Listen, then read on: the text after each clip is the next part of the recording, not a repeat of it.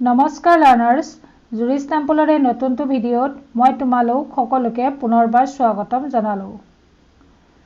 আজি আমাৰ ভিডিঅ'টো যিটো টপিক হয় টপিকটো হ'ল the limited liability of partnership act 2008। একখনৰ পিছত পাৰ্ট 2 বুলি লিখা আছে কাৰণ এই একখনৰ ওপৰত যিখিনি আগতীয়া প্ৰভিজনছ আছিলে আমি এটা ভিডিঅ' বনাই থৈছোঁ। আজি এই ভিডিঅ'টোৰ জৰিয়তে এই একখনৰ যিখিনি বাকী থকা প্ৰভিজনছ আছিলে সেই বিষয়ে সামৰণি হ'ব। তেন্তে আহা অলপো পলম নকৰাকৈ আজি আমাৰ এই ভিডিঅ'টো আৰম্ভ কৰোঁ।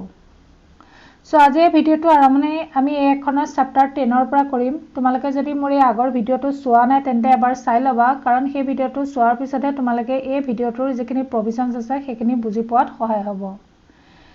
চেপ্টাৰ 10ৰ যিখিনি প্ৰভিজনছখিনি হ'ল liability of LLP and partners, সেই গোটেই প্ৰভিজনছখিনি ছেকশ্যন 26ৰ পৰা 31লৈকে আছে। ছেকশ্যন 26ত কোৱা হৈছে যে পাৰ্টনাৰ্ছৰ যিটো ৰোল LLPৰ কাৰণে কি হ'ব। পাৰ্টনাৰ্ছখিনি LLPৰ কাৰণে এজেণ্ট হিচাপে কাম কৰিব। ইয়াত কণ্টেক্ট অফ এজেঞ্চিৰ যিখিনি প্ৰভিজনছ সেইখিনি এপ্লিকেবল হ'ব, যিহেতু LLP এটা বডি কৰ্পৰেট হয়, নেচাৰেল পাৰ্চন নহয়, যি নেকি নিজৰ কামটো নিজে কৰিব নোৱাৰে। গতিকে সেই LLPৰ নামত যিখিনি বিজনেছ হয় সেই বিজনেছখিনি পাৰ্টনাৰ্ছে কৰিব, আৰু সেই LLPখন কেৱল পাৰ্টনাৰ্ছে কৰা কামৰ কাৰণেহে লাইবিলিটিটো থাকিব, কোনো আউটছাইডাৰৰ কাৰণে নহয়। এই ক্ষেত্ৰত ডক্ট্ৰিন অফ প্ৰিভিটি অফ কণ্ট্ৰেক্ট যিটো আছে সেইটো এপ্লিকেবল হয়, কাৰণ LLPৰ লাইবিলিটিটো এৰাই চাবলৈ হ'লে নিজৰ পাৰ্টনাৰ্ছৰ কাৰণে কৰা কামৰ কাৰণেহে লাইবল হ'ব। তাৰপিছত কোৱা হৈছে ছেকশ্যন 27। ছেকশ্যন 27ত কোৱা হৈছে যে LLP কিদৰে নিজৰ পাৰ্টনাৰ্ছে কৰা কামৰ কাৰণে লাইবল হ'ব। ইয়াৰ কাৰণে দুটা কণ্ডিশ্যন ফুলফিল হ'ব লাগিব। প্ৰথমটো হৈছে অথৰিটি আৰু ছেকেণ্ডটো হৈছে নলেজ। সেই পাৰ্টনাৰ্ছখিনিয়ে যিখিনি কাম LLPৰ নামত কৰি থাকিব, সেইখিনি কামৰ পৰা পাৰ্টনাৰ্ছখিনিয়ে LLPৰ থ্ৰুৱেদি অথৰাইজেশ্যন পাব লাগিব। ইয়াত অথৰিটি এক্সপ্ৰেছ আৰু ইমপ্লাইড দুই ধৰণে হ'ব পাৰে। আৰু তাৰোপৰিও কোৱা হৈছে যে যিহেতু LLP পাৰ্টনাৰখিনিয়ে কামখিনি থাৰ্ড পাৰ্টিৰ কাৰণেহে কৰি থাকে, গতিকে থাৰ্ড পাৰ্টিৰ নলেজত এই ফেক্টটো থাকিব লাগিব যে যিখিনি পাৰ্টনাৰ্ছে সেই থাৰ্ড পাৰ্টিৰ কাৰণে কাম কৰি আছে সেইখিনি LLPৰে পাৰ্টনাৰ হয় বুলি। ইয়াৰ পিছত হৈছে ছেকশ্যন 27 ছাবছেকশ্যন 2। এই ছেকশ্যনটোত কোৱা হৈছে যে LLP তেতিয়াহে লাইবল হ'ব যেতিয়া সেই কামখিনি সেই LLPৰ বিজনেছটো চলি থকা সময়ত কণ্ডাক্ট হ'ব। এইখিনি সময়ত যেতিয়া পাৰ্টনাৰ্ছে থাৰ্ড পাৰ্টিৰ লগত কিবা ধৰণৰ ৰংফুল এক্ট বা অমিশ্যন কৰে তেতিয়া LLP সেই পাৰ্টনাৰ্ছে কৰা কামৰ কাৰণে লাইবল হ'ব। এই ক্ষেত্ৰত LLPৰ যিটো লাইবিলিটি হ'ব সেইটো হৈছে ভাইকেৰিয়াছ লাইবিলিটি। তাৰপিছত নেক্সট হৈছে ছেকশ্যন 27 ছাবছেকশ্যন 3। ইয়াত LLP অব্লিগেশ্যনৰ বিষয়ে কোৱা হৈছে। LLPৰ যিখিনি অব্লিগেশ্যন হয় বা LLPৰ মাজত থকা যিখিনি পাৰ্টনাৰ্ছৰ ৰিলেশ্যন, সেই ৰিলেশ্যনশ্বিপখিনি সদায় কণ্টেক্টৰ থ্ৰুৱেদি এৰাইজ হয়। এই ক্ষেত্ৰত যিখিনি কণ্টেক্টত লিখা থাকে সেইখিনিৰ কাৰণে যিটো চ'ল অব্লিগেশ্যন হয় সেইটো LLPয়ে হ'ব, আৰু যিটো LLPৰ অব্লিগেশ্যন হয় সেইটো কোনো কাৰণত পাৰ্টনাৰ্ছৰ অব্লিগেশ্যন নহয়। তাৰপিছত ছেকশ্যন 27 ছাবছেকশ্যন 4ত কোৱা হৈছে যে LLPৰ যিখিনি লাইবিলিটি এৰাইজ হ'ব, সেই গোটেইখিনি লাইবিলিটি LLPৰ প্ৰপাৰ্টিৰ পৰা নিৰ্ধাৰণ কৰা হ'ব।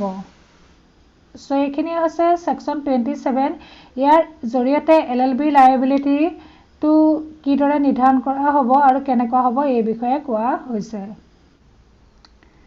ইয়াৰ পিছত হৈছে ছেকশ্যন 28। এই ছেকশ্যন 28ত পাৰ্টনাৰ্ছৰ কি লাইবিলিটি হ'ব সেই বিষয়ে কোৱা হৈছে।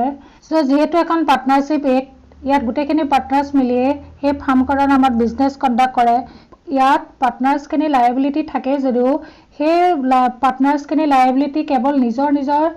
ভাগৰ যিখিনি ৰংফুল এক্টৰ অমিশ্যন হ'ব তাৰ কাৰণেহে লাইবল হ'ব, কিন্তু এজন পাৰ্টনাৰ অন্য এজন পাৰ্টনাৰে কৰা ৰংফুল এক্টৰ অমিশ্যনৰ কাৰণে সেই পাৰ্টনাৰজন কেতিয়াও লাইবল নহয়। এই ছেকশ্যনটোতে যিটো limited liability of partnership actor যিটো মিনিং আছিল, অৰ্থাৎ যিটো পাৰ্পাছত এই একখন অনা আছিলে, এই ছেকশ্যনতে সেই বস্তুটো ক্লিয়াৰ কৰি দিয়া আছে।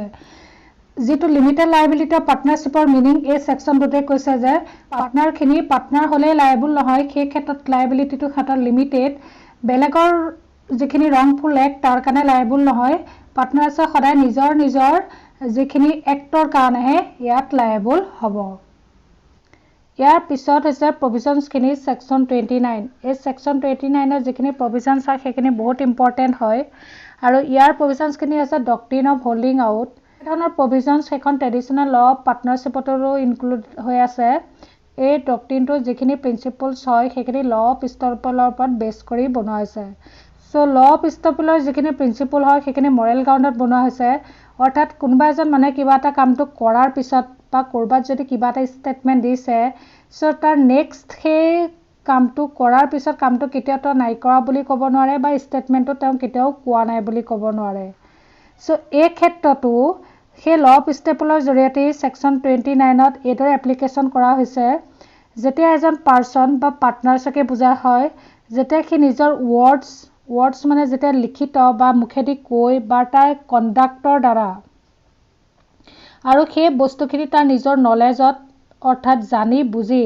নিজকে যদি সেই LLPৰ নামৰ যদি পাৰ্টনাৰ হিচাপে ৰিপ্ৰেজেণ্ট কৰিছে আৰু তেওঁৰ সেই ৰিপ্ৰেজেণ্টেশ্যনত যদি সেই LLPৰ নামত কোনোবা থাৰ্ড পাৰ্টিয়ে কিবা ক্ৰেডিট দিছে, চ' এই ক্ষেত্ৰত সেই পাৰ্টনাৰজনে তেওঁ LLP পাৰ্টনাৰ হয়নে নহয় এইটো জনাৰ ইমান প্ৰয়োজনীয়তা নাই,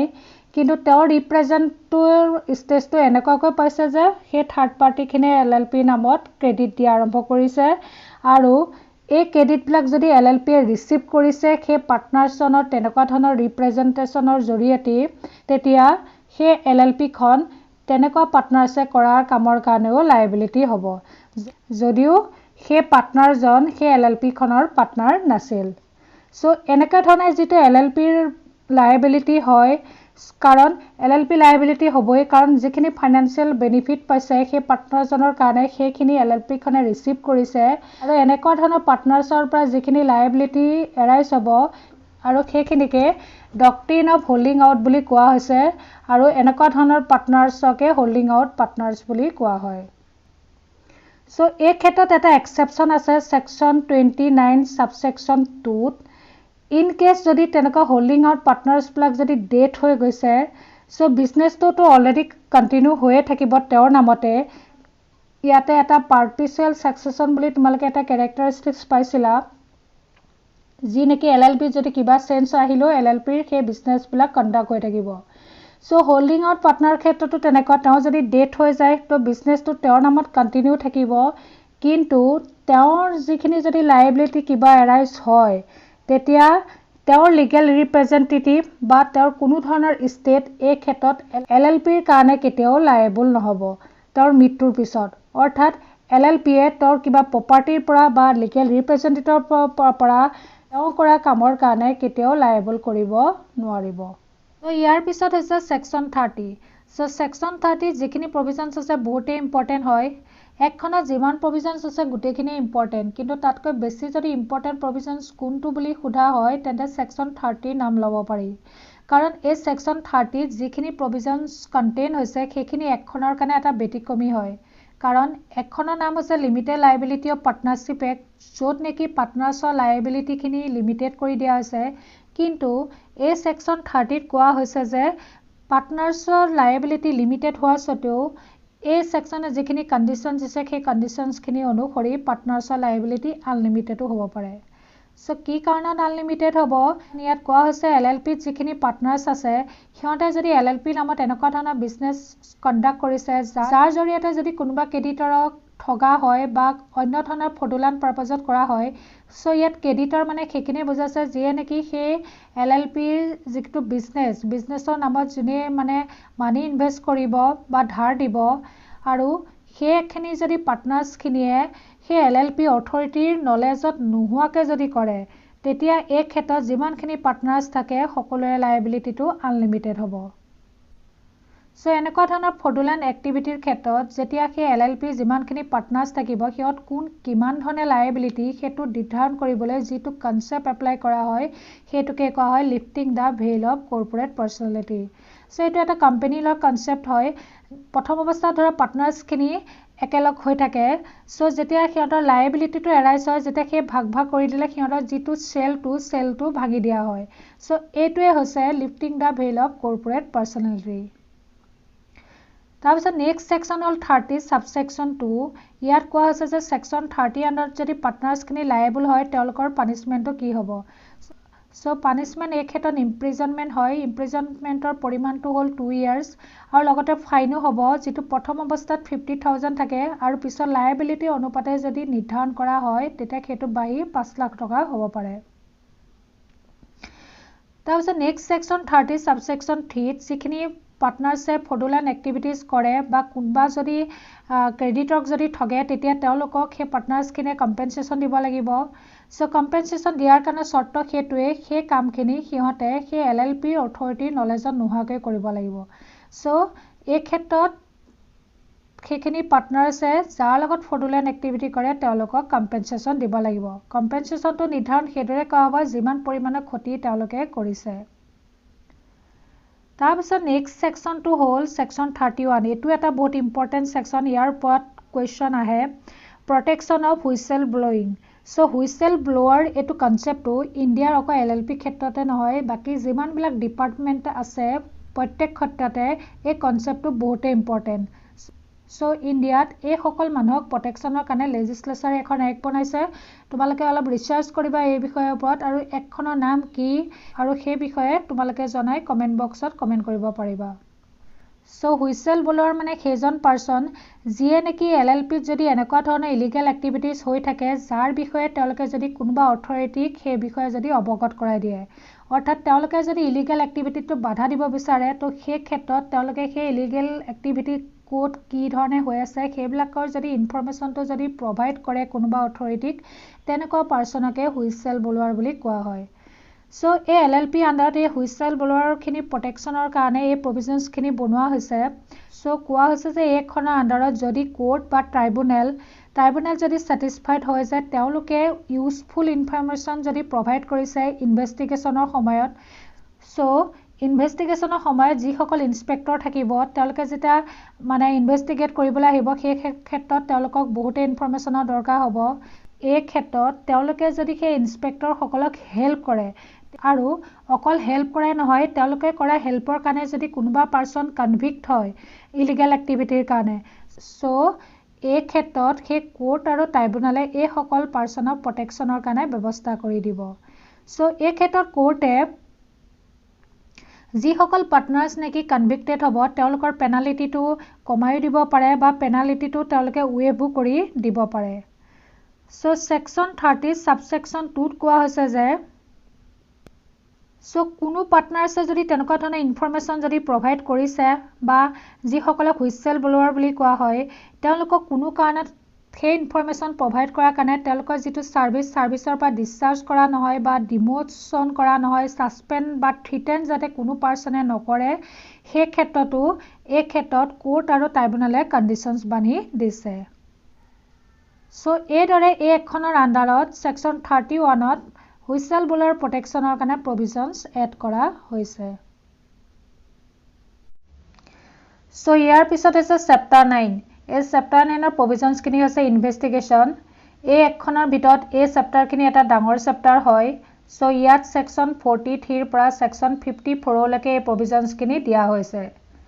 সো এই ইনভেষ্টিগেচনৰ যিখিনি প্ৰভিজনছ এই একখনত ইনক্লুড কৰা কাৰণ এটোৱে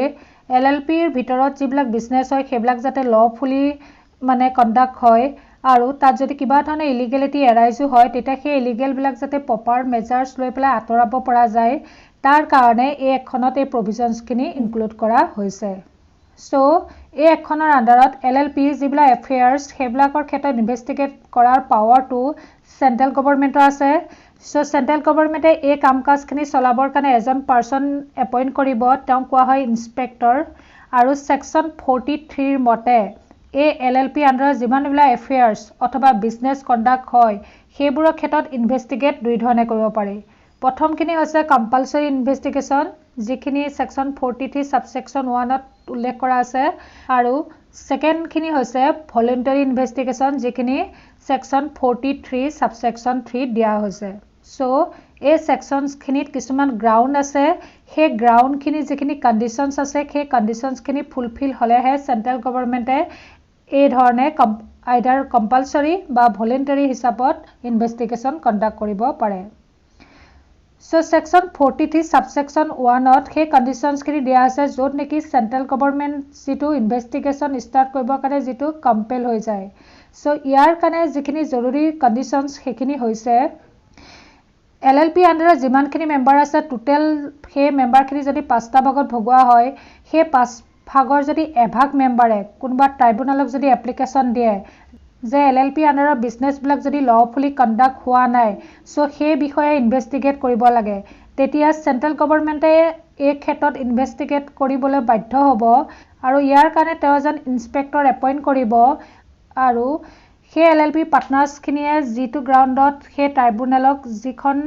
নেকি এপ্লিকেশ্যন ফাইল কৰিছে সেই এপ্লিকেশ্যনৰ ফাইলৰ আধাৰত যি ইনভেষ্টিগেশ্যন ষ্টাৰ্ট কৰিব সেইটোকে কম্পালচৰি ইনভেষ্টিগেশ্যন বুলি কোৱা হয় সো এই ক্ষেত্ৰত যিটো ইনভেষ্টিগেশ্যন হয় সেইটো চেণ্ট্ৰেল গভৰ্ণমেণ্টৰ হৈ পেলাই সেই ইনস্পেক্টৰজনে কণ্ডাক্ট কৰিব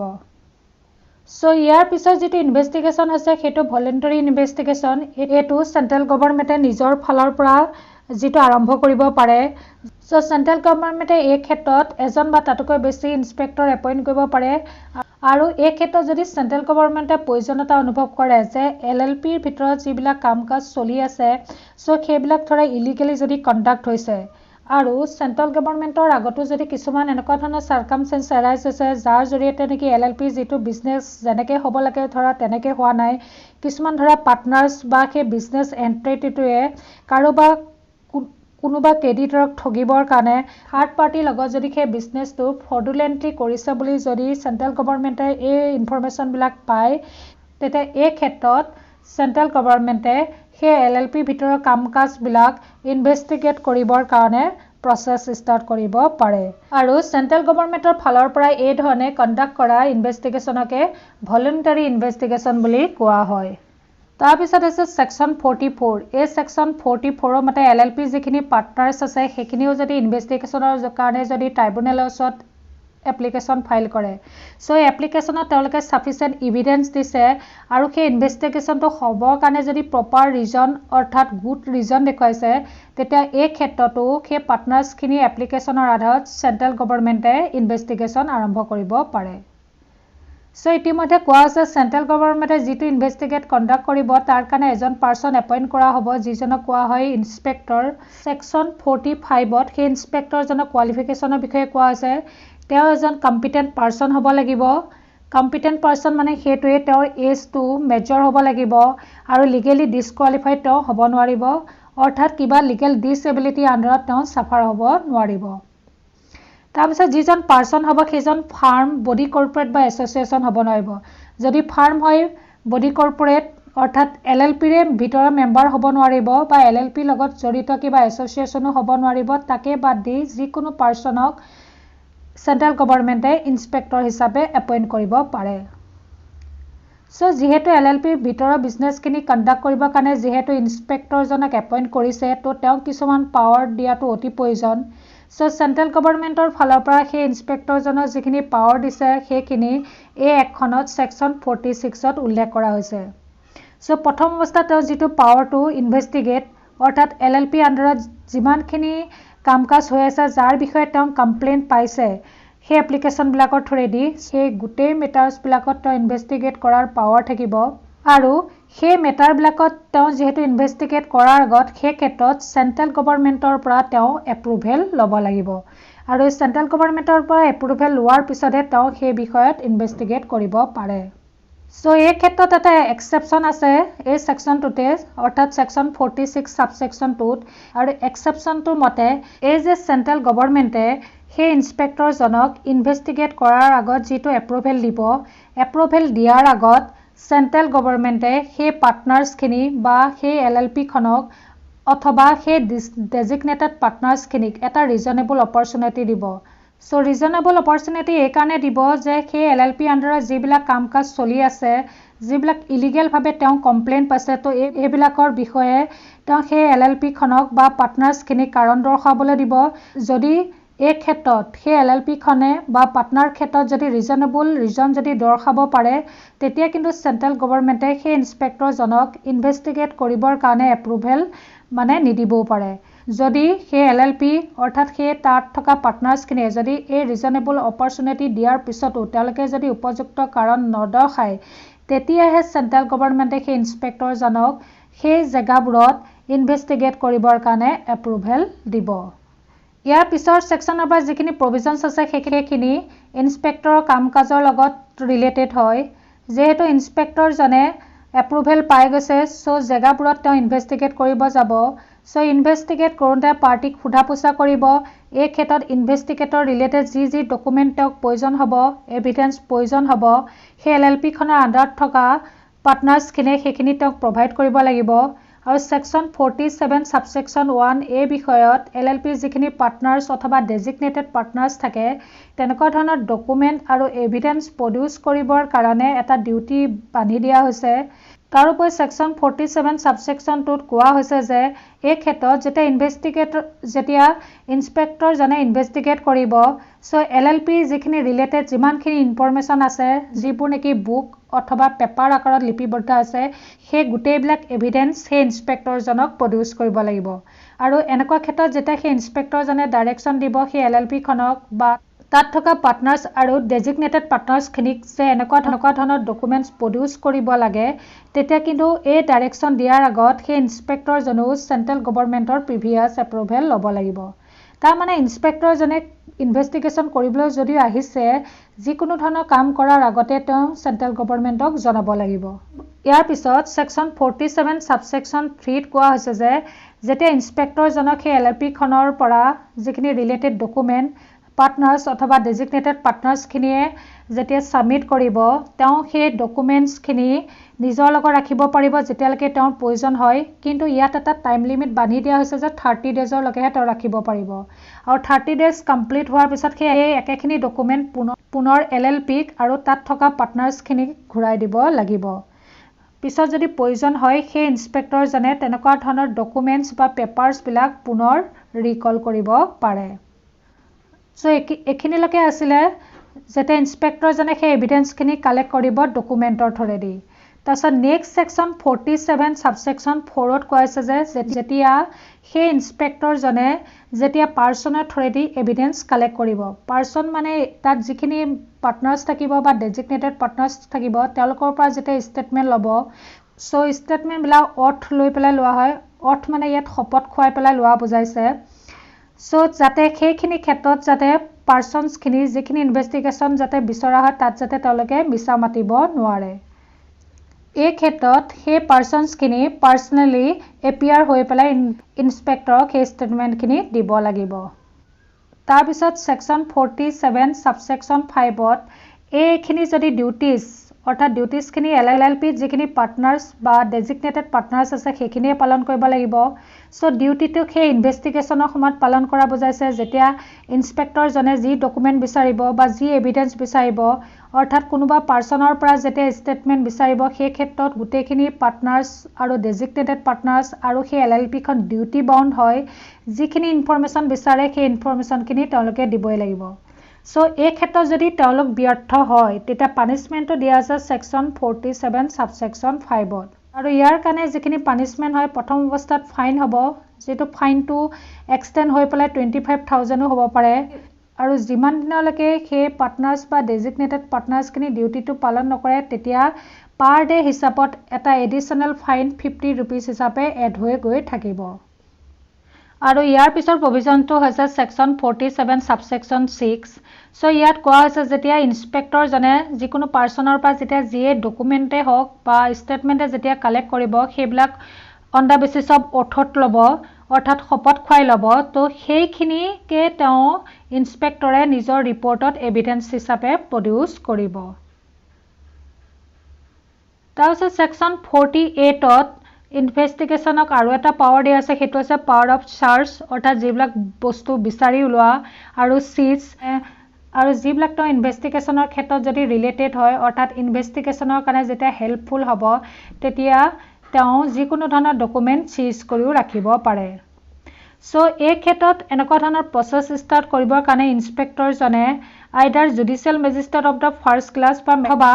মেট্ৰপলিটান মেজিষ্ট্ৰেটক এই ক্ষেত্ৰত কিবা ধৰণৰ বুকছ বা পেপাৰ চিজ কৰাৰ আগত তেওঁ এখন এপ্লিকেশ্যন ফাইল কৰিব লাগিব। সো মেজিষ্ট্ৰেটে যেতিয়া এই বিষয়ত তেওঁ এপ্লিকেশ্যনৰ ক্ষেত্ৰত যিবিলাক ডকুমেণ্ট চিজ কৰিবৰ কাৰণে তেওঁ গ্ৰাউণ্ড দেখাইছে, সেইবিলাক গ্ৰাউণ্ডবিলাক যদি ৰিজনেবল হয় আৰু প্ৰপাৰ হয়, তেতিয়া এই ক্ষেত্ৰত ইনভেষ্টিগেশ্যনত আগবাঢ়িবৰ কাৰণে মেজিষ্ট্ৰেটে তেওঁক পাৰ্মিশ্যন দিব পাৰে। তাৰপিছত ছেকশ্যন 48 ছাবছেকশ্যন 3 এইদৰে কোৱা হৈছে যে যিবিলাক ডকুমেণ্ট চিজ কৰি ৰাখিছে যেতিয়ালৈকে ইনভেষ্টিগেশ্যন শেষ নহয় তেতিয়ালৈকে ইনস্পেক্টৰজনে সেইখিনি ডকুমেণ্টছ নিজৰ লগত ৰাখিব পাৰিব আৰু ইনভেষ্টিগেশ্যন শেষ হোৱাৰ পিছত সেই ডকুমেণ্টখিনি যাৰ পৰা তেওঁ কালেক্ট কৰিছিলে সেই পাৰ্চনছখিনিক এই ডকুমেণ্টখিনি ৰিটাৰ্ণ দিব লাগিব। ইয়াত যদিও কোৱা হৈছে যে ইনস্পেক্টৰজনে এই ডকুমেণ্টখিনি ইনভেষ্টিগেশ্যন শেষ নোহোৱালৈকে ৰাখিব পাৰিব, ইয়াৰ ক্ষেত্ৰতো এটা টাইম পিৰিয়ড দিছে, সেইটো হৈছে 6 মান্থছ। ইয়াৰ পিছত হৈছে ছেকশ্যন 48 ছাবছেকশ্যন 4। ইয়াত কোৱা হৈছে যে সেই ইনস্পেক্টৰজনে যিখিনি প্ৰচিডিঅ'ৰ আধাৰত সেই চাৰ্জ বা চিজ কৰিব সেইখিনি কোড অফ ক্ৰিমিনেল প্ৰচিডিঅ'ৰ কোৰ্টত যিখিনি প্ৰভিজনছ এজন পুলিচ ইনস্পেক্টৰৰ কাৰণে এভেইলেবল আছে সেইখিনি আধাৰতে সেই ইনস্পেক্টৰজনে এই প্ৰচিডিঅ'ৰখিনি কণ্ডাক্ট কৰিব। ছেকশ্যন 49ত দিছে যেতিয়া ইনভেষ্টিগেশ্যনত শেষ হ'ব সেই ইনস্পেক্টৰজনে এটা ৰিপৰ্ট প্ৰিপেয়াৰ কৰিব। এই ইনভেষ্টিগেশ্যনখিনি শেষ হোৱাৰ আগতো তেওঁ এটা ৰিপৰ্ট প্ৰিপেয়াৰ কৰিব পাৰে যিটোক ইণ্টাৰিম ৰিপৰ্ট বুলি কোৱা হয় আৰু যেতিয়া ইনভেষ্টিগেশ্যন শেষ হ'ব তাৰপিছতো তেওঁ এটা ৰিপৰ্ট তৈয়াৰ কৰিব আৰু সেইটোকে কোৱা হয় ফাইনেল ৰিপৰ্ট। এইটো লিখিতভাৱে বা প্ৰিণ্টেড ফৰ্মত তেওঁ প্ৰডিউচ কৰিব লাগিব। তাৰপিছত ছেকশ্যন 49 ছাবছেকশ্যন 2ত কোৱা হৈছে যেতিয়া ইনভেষ্টিগেশ্যন শেষ হ'ব, ইনভেষ্টিগেশ্যন শেষ হোৱাৰ পিছত যিটো তেওঁ ফাইনেল ৰিপৰ্ট তৈয়াৰ কৰিব সেই ইনস্পেক্টৰজনে তাৰে এটা কপি সেই LLPক অৰ্থাৎ তাত থকা পাৰ্টনাৰ্ছ বা ডেজিগনেটেড পাৰ্টনাৰ্ছক দিব লাগিব। মানে যিখিনি পাৰ্চন সেই LLPখিনি বিজনেছৰ লগত জড়িত হৈ আছে বা সেই ইনভেষ্টিগেশ্যন যিখিনি প্ৰচেছৰ লগত যোন জড়িত হৈ আছে সকলোকে এটা ৰিপৰ্ট ইনস্পেক্টৰজনে ফৰৱাৰ্ড কৰিব আৰু এই ক্ষেত্ৰত সেই পাৰ্টিখিনিয়ে ৰিকুৱেষ্ট কৰোঁতেও তেওঁ ৰিপৰ্টটো দিব পাৰে আৰু এই ক্ষেত্ৰত যোনে সেই ৰিপৰ্টটো বিচাৰিব তাৰ কাৰণে এটা প্ৰেছক্ৰাইব ফ্ৰী পে'মেণ্ট কৰিব লাগিব। তাৰ পিছৰ প্ৰভিজনছখিনি হৈছে ছেকশ্যন 50। ছেকশ্যন 50ত যিখিনি ইয়াৰ পৰা প্ৰচিডিঅ'ৰ দিয়া আছে এইখিনি আফটাৰ ইনভেষ্টিগেশ্যনৰ প্ৰচিডিঅ'ৰ, অৰ্থাৎ যেতিয়া ইনভেষ্টিগেশ্যনত যিটো ৰিপৰ্ট ইনস্পেক্টৰজনে চেণ্ট্ৰেল গভৰ্ণমেণ্টক ছাবমিট কৰিব সেই ৰিপৰ্টটোতে কোন দোষী হয় এই বিষয়ে উল্লেখ থাকিব। যিখিনি পাৰ্চনছ গিল্টি হ'ব সেই অফেন্সবিলাকৰ কাৰণে সেইখিনি পাৰ্চনৰ এগেইনষ্টত চেণ্ট্ৰেল গভৰ্ণমেণ্টে সেই প্ৰচিকিউশ্যনৰ প্ৰচেছটো ষ্টাৰ্ট কৰিব আৰু এই ক্ষেত্ৰত LLPখনে যিমানখিনি পাৰ্টনাৰ্ছ আছে আৰু ডেজিগনেটেড পাৰ্টনাৰ্ছ আছে বা আদাৰ এমপ্লয়িজ গোটেইখিনিয়ে চেণ্ট্ৰেল গভৰ্ণমেণ্টক যি ক্ষেত্ৰত প্ৰয়োজন হয় সেই ক্ষেত্ৰত সহায় আগবঢ়াব লাগিব। ইয়াৰ পিছত হৈছে ছেকশ্যন 51। এই ছেকশ্যন 51ত LLP এখনৰ ৱাইণ্ডিং আপৰ প্ৰভিজনছ দিয়া আছে। ৱাইণ্ডিং আপ বা ডিজলিউশ্যন একেই হয়। এই ক্ষেত্ৰত যেতিয়া চেণ্ট্ৰেল গভৰ্ণমেণ্টে সেই ৰিপৰ্টটো পাব যে LLP যিটো বিজনেছ সেইটো একখনক ভাইলেট কৰি পেলাই চলাই আছে, অৰ্থাৎ একখনৰ যিখিনি প্ৰভিজনছ আছে সেইখিনি মানি চলা নাই, তেতিয়া এই ক্ষেত্ৰত সেই LLPখন বন্ধ কৰিবৰ কাৰণে চেণ্ট্ৰেল গভৰ্ণমেণ্টে একশ্যন দিব। ইয়াৰ কাৰণে চেণ্ট্ৰেল গভৰ্ণমেণ্টে সেই LLPত থকা যিকোনো এজন পাৰ্চনক এই বিষয়ে অথৰাইজ কৰিব যাতে তেওঁ ট্ৰাইব্যুনেলৰ আগত সেই LLPখন বন্ধ কৰিবৰ কাৰণে যাতে এপ্লিকেশ্যন দিয়ে। ইয়াৰ পিছত হৈছে ছেকশ্যন 52। ছেকশ্যন 52ত কোৱা হৈছে যে চেণ্ট্ৰেল গভৰ্ণমেণ্টে LLPৰ কোনো প্ৰপাৰ্টি বা কিবা ধৰণৰ যদি ডেমেজেছ হয় সেইবোৰ ৰিকভাৰী কৰিবৰ কাৰণে কিছুমান প্ৰচিডিংছ আনিব পাৰে আৰু এই প্ৰচিডিংছবিলাক পাব্লিক ইণ্টাৰেষ্টতে আৰম্ভ কৰিব পাৰে। তাৰপিছত কোৱা হৈছে যে ছেকশ্যন 53ত সেই যিখিনি ইনভেষ্টিগেশ্যনৰ কাৰণে এক্সপেঞ্চেছ হয়, অৰ্থাৎ চেণ্ট্ৰেল গভৰ্ণমেণ্টে যিদিনাৰ পৰা ইনভেষ্টিগেশ্যন আৰম্ভ কৰিব আৰু সেই ইনস্পেক্টৰজন এপইণ্টমেণ্ট কৰাৰ পৰা সেই ইনভেষ্টিগেশ্যনটো শেষ হোৱালৈকে যিমানখিনি প্ৰচিডিংছৰ খৰচা হয় সেইখিনি চেণ্ট্ৰেল গভৰ্ণমেণ্টে বহন কৰিব। তাৰপিছত ছেকশ্যন 53 ছাবছেকশ্যন 2ত কোৱা হৈছে যে যিকোনো ধৰণৰ এমাউণ্ট যাৰ কাৰণে LLP বা বাকী যিখিনি পাৰ্টনাৰ্ছ আছে সেইখিনি লায়েবল হ'ব সেইখিনি সেই LLPৰ যিখিনি প্ৰপাৰ্টি থাকে বা টোটেল যিখিনি চামছ থাকে তাৰ ওপৰতে এটা ফাৰ্ষ্ট চাৰ্জ হ'ব। তাৰপিছত ছেকশ্যন 53 ছাবছেকশ্যন 3 এই ছেকশ্যনটোত কোৱা হৈছে যে সেই LLPৰ যিখিনি এমাউণ্ট সেই এমাউণ্টখিনি লেণ্ড ৰেভিনিউ এৰিয়াৰ ক্ষেত্ৰত যিদৰে ৰিকভাৰী কৰা হয় তেনেকৈ ৰিকভাৰ কৰা হ'ব। এই ক্ষেত্ৰত তোমালোকে লেণ্ড লজত যিখিনি লেণ্ড ৰেভিনিউ ৰিকভাৰী কৰাৰ কাৰণে চেপ্টাৰ আছে সেই চেপ্টাৰখিনিও তোমালোকে এবাৰ চাই ল'ব পাৰা। তাৰপিছত ছেকশ্যন 53 ছাবছেকশ্যন 4 ইয়াত কোৱা হৈছে যে যিকোনো ধৰণৰ খৰচা যেতিয়া কৰা হয় ইনভেষ্টিগেশ্যনখিনি চলি থকাৰ সময়ত সেই খৰচাখিনিক ইনভেষ্টিগেশ্যনৰ খৰচা হিচাপে ইনক্লুড কৰা হ'ব। আৰু শেষত হৈছে ছেকশ্যন 54। এইটো অলৰেডি কোৱাই হৈছে যেতিয়া ইন্সপেক্টৰজনে ইনভেষ্টিগেশ্যন শেষ হোৱাৰ পিছত যিটো ৰিপৰ্ট ছাবমিট কৰিব সেই ৰিপৰ্টটোকে যিকোনো ধৰণৰ লিগেল প্ৰচিডিঙৰ কাৰণে এটা এডমিছেবল এভিডেন্স বুলি ধৰি লোৱা হ'ব। ইয়াৰ পিছত এই এখনত কিছুমান ইম্পৰ্টেণ্ট প্ৰভিজনছ ইনক্লুড কৰা হৈছে আৰু প্ৰভিজনছখিনিৰ নাম হৈছে কনভাৰ্চন টু LLP। অৰ্থাৎ কিছুমান বিজনেছ এণ্টিটিয়ে যদি নিজৰ যিটো বিজনেছ এণ্টিটি আছে তাৰ পৰা চেঞ্জ কৰি যদি LLP লৈ কনভাৰ্ট হ'ব পাৰে তেতিয়া এই এখনত সেই বিষয়েও প্ৰভিজনছ বনোৱা হৈছে। চ' ইয়াত তিনিটা বিজনেছ এণ্টিটি আছে। প্ৰথমটো হৈছে ফাৰ্ম, প্ৰাইভেট কোম্পানী আৰু আনলিষ্টেড পাব্লিক কোম্পানী। চ' এই তিনিটা বিজনেছ এণ্টিটিয়ে যদি সিহঁতে ভাবে যে সিহঁতৰ LLP লৈ যদি কনভাৰ্ট কৰি পেলাই বিজনেছটো যদি বেছি সুবিধাজনক হয় তেতিয়া এইকেইটা এণ্টিটিয়েও সেই LLP লৈ বিজনেছটো কনভাৰ্ট কৰিব পাৰে। চ' প্ৰথম অৱস্থাত যিখিনি ফাৰ্মৰ যদি বিজনেছ যদি কনভাৰ্ট কৰিব বিচাৰে, ইয়াত ফাৰ্ম মানে পাৰ্টনাৰশ্বিপ ফাৰ্মৰ কথা বুজা আছে, যিখিনি ট্ৰেডিশ্যনেল ল পাৰ্টনাৰশ্বিপৰ দ্বাৰা গভৰ্ণ হৈছিলে। চ' এই ক্ষেত্ৰত যিখিনি প্ৰভিজনছ আছে এই একখনত ছেকশ্যন 55ত ইনক্লুড কৰা হৈছে আৰু এই একখনৰ যিটো ছেকেণ্ড স্কেডিউল আছে তাতো এই প্ৰভিজনছখিনি ইনক্লুড কৰা হৈছে আৰু সেই প্ৰভিজনছখিনিৰ জৰিয়তে সেই ফাৰ্মখনে LLP লৈ বিজনেছটো কনভাৰ্ট কৰিব পাৰিব। চ' কনভাৰ্ট কৰিবৰ কাৰণে যিখিনি অৰিজিনেল মানে ফাৰ্মৰ পাৰ্টনাৰ্ছ থাকে তেওঁলোকে LLP পাৰ্টনাৰ হ'ব লাগিব। চ' ইয়াৰ কাৰণে অৰিজিনেলি তেওঁলোকে ফাৰ্মখন যিটো বনাবৰ কাৰণে য'ত গৈ ৰেজিষ্টাৰ কৰিছিল, অৰ্থাৎ ৰেজিষ্টাৰ অফিচত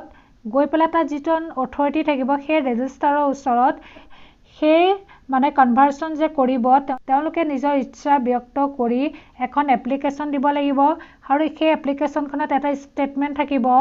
আৰু ইয়াৰ লগত যিমানখিনি পাৰ্টনাৰ্ছ থাকে তেওঁলোকে এটা প্ৰেছক্ৰাইব ফৰ্মেটত সেই ষ্টেটমেণ্টখিনি বনাই আৰু তাৰ কাৰণে যিটো ৰিকুৱাৰ্ড ফিজ হয় সেই ফিজটো পে'মেণ্ট কৰিব লাগিব,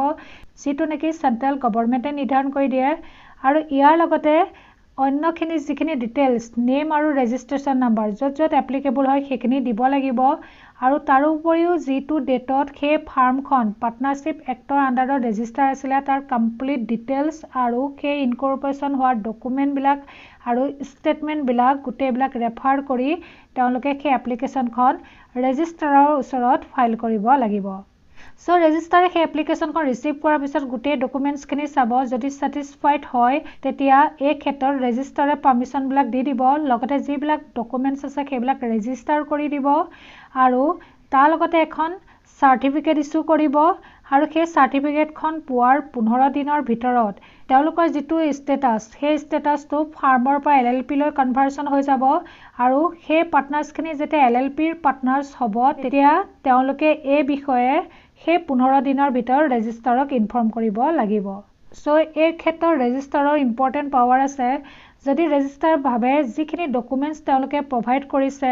বা ষ্টেটমেণ্ট তেওঁলোকে দিছে যদি সেই ক্ষেত্ৰত যদি ৰেজিষ্ট্ৰাৰ যদি সন্মত নহয় তেতিয়া তেওঁ সেই LLP ৰেজিষ্ট্ৰেশ্যনটো ৰিফিউজ কৰি দিব আৰু ইয়াৰ ফলত তেওঁলোকৰ কোনো ধৰণৰ কনভাৰ্চন নহ'ব। তাৰপিছত ঠিক সেইদৰে প্ৰাইভেট কোম্পানী গোটেইখিনি প্ৰভিজনছ একেই, তাত খালি অলপ মানে যিখিনি প্ৰভিজনৰ চেপ্টাৰ হয় আৰু চিডিউলখিনি এই ক্ষেত্ৰত সাল সলনি হয়, তাৰ বাহিৰে বাকী গোটেইখিনি এপ্লাই কৰা ডকুমেণ্ট দিয়া ডিটেইলছ দিয়া গোটেই প্ৰভিজনছখিনি একেই। চ' প্ৰাইভেট কোম্পানীৰ যিখিনি কনভাৰ্চনৰ প্ৰভিজন এই এখনত ছেকশ্যন 56ত দিয়া হৈছে। যিটো প্ৰাইভেট কোম্পানীয়ে এই কনভাৰ্চন কৰিব বিচাৰিব এই LLP এখনৰ যিটো চেপ্টাৰত এই বিষয়ে প্ৰভিজনছ দিয়া আছে আৰু থাৰ্ড স্কেডিউলৰ মতে প্ৰভিজনছখিনি ফুলফিল কৰিব লাগিব। চ' এই ক্ষেত্ৰত কনভাৰ্চনৰ কাৰণে যিখিনি কোম্পানীৰ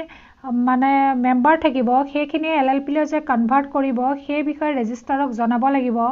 চ' ইয়াৰ ক্ষেত্ৰত তেওঁলোকৰ সেই কোম্পানীৰ নামত কোনো ধৰণৰ লাইবিলিটি থাকিব নালাগিব যেতিয়া তেওঁলোকে এপ্লিকেশ্যন ফাইল কৰিব। চ' যিখিনি কোম্পানীৰ মেম্বাৰ আছিলে সেইখিনি শ্বেয়াৰ হোল্ডাৰ হ'ব লাগিব, তাৰ বাহিৰে অন্য হ'ব নোৱাৰিব আৰু সেইখিনিয়ে সেই LLP লৈ যেতিয়া তেওঁলোকে এপ্লাই কৰিব LLP পাৰ্টনাৰ হৈ যাব। চ' এই ক্ষেত্ৰতো কোম্পানীয়ে যিখন এপ্লিকেশ্যন ফাইল কৰিব ৰেজিষ্টাৰকে ফাইল কৰিব লাগিব, অৰ্থাৎ যিটো অফিচৰ জৰিয়তে তেওঁলোকে কোম্পানী হিচাপে ৰেজিষ্ট্ৰেশ্যন কৰিছিলে তাতে গৈ জনাব লাগিব।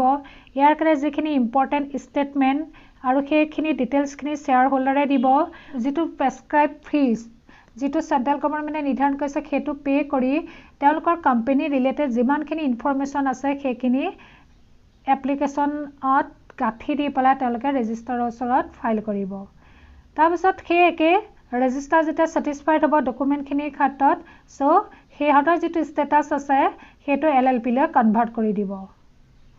তাৰপিছত নেক্সট প্ৰভিজনছখিনি সেইখিনি ছেকশ্যন 57 চ' এইখিনি সেই আনলিষ্টেড পাব্লিক কোম্পানীৰ ক্ষেত্ৰত কোৱা হৈছে যদিহে সিহঁতে নিজৰ যিটো আনলিষ্টেড পাব্লিক কোম্পানীৰ পৰা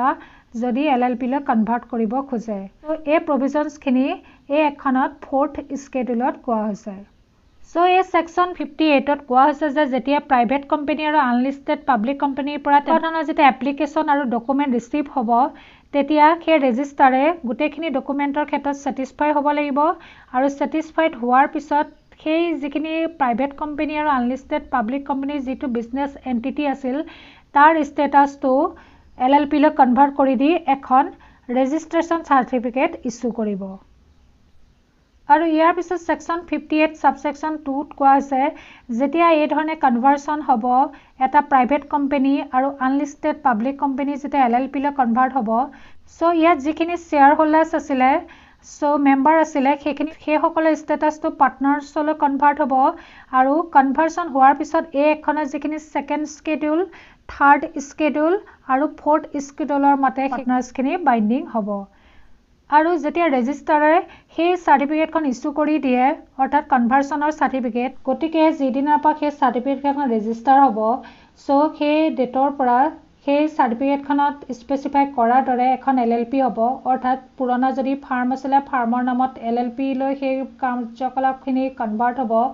আৰু যিখিনি কোম্পানী আছিলে প্ৰাইভেট আৰু আনলিষ্টেড পাব্লিক কোম্পানী সিহঁতৰ যিখিনি বিজনেছ এণ্টিটি সেইটো LLP লৈ কনভাৰ্ট হ'ব